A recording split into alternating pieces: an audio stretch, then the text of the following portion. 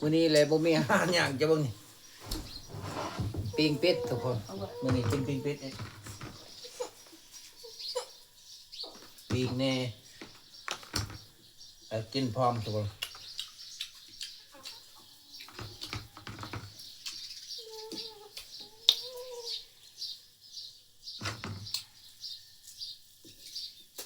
เอาวะ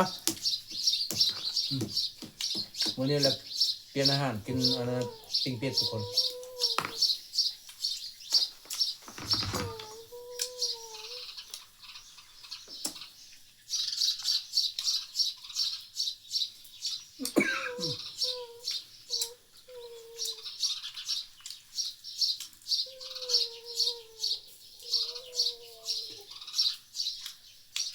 ทุกบ่ทันทุกคน